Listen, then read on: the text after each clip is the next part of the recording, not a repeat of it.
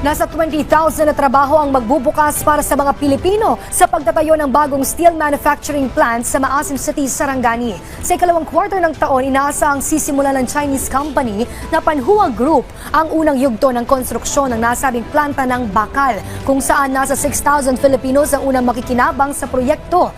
Ayon kay Philippine Consulate General in Chongqing, Ivan Frank Olea, mismong mga taga-Maasim ang kukuning trabahante ng Panhua Group para sa kanilang planta. Aniya, malaking tulong ito sa ekonomiya ng bansa at mapapalakas sa ugnayang Pilipino-Sino. Sa aabot sa $3.5 ang kabuuang halaga ng nasabing proyekto at oras na matapos, inaasahang nasa 10 million tons ng mga produktong bakal ang maipoproduce kada taon. Natupad na ang pangako ni Pangulong Ferdinand R. Marcos Jr. noong nakaraang taon kaugnay sa dagdag serbisyo mula sa PhilHealth. Kabilang sa mga reforma sa benefit packages na inalok ng ahensya ang pag-alis sa 45-day benefit limit. Ibig sabihin nito ay magtutuloy-tuloy ang kanilang coverage para sa mga miyembro kahit lumagpas na ang dating 1.5 buwang limit. Yan ang ulat ni Joshua Garcia.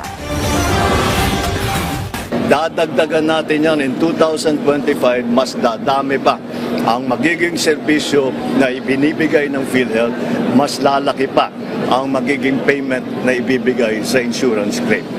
Ito ang matibay na pangakong binitawan ni Pangulong Ferdinand R. Marcos Jr. sa mga Pilipino bago matapos ang taong 2024. Diit ng Pangulo, makaaasa ang mga Pilipino ng mas marami pang serbisyo mula sa PhilHealth. At ilang buwan lang ang lumipas, ang pangakong iyan ni Pangulong Marcos Jr. na isa sa katuparan na. Bukod kasi sa mas pinataas na benefit packages para sa iba't ibang medical conditions, isa pang mahalagang hakbang ang ginawa ng ahensya. Ito ay ang pag-aalis ng kanilang 45-day benefit limit. Sa ilalim kasi ng rule na ito, aabot lang sa 45 days ang maximum hospital confinement ng kanilang mga miyembro sa loob ng isang taon.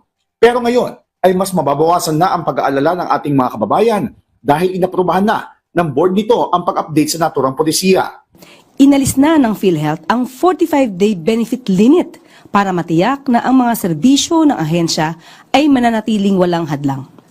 Ayon sa pamunuan ng PhilHealth, maraming mga serbisyo ang kinakailangan ng higit 45 days na coverage, gaya nga lamang ng hemodialysis. Ayon kay PhilHealth Acting President at CEO Dr. Edwin Mercado, napapanahon na magpatupad ng reforma hinggil sa naturang cost containment strategy na tinawag niyang outdated na. Giit ni Mercado, walang sino man na makakaalam o makakapag-schedule ng ating mga medical needs. Maraming serbisyo din anya ang nangangailangan ng higit sa 45 days na coverage.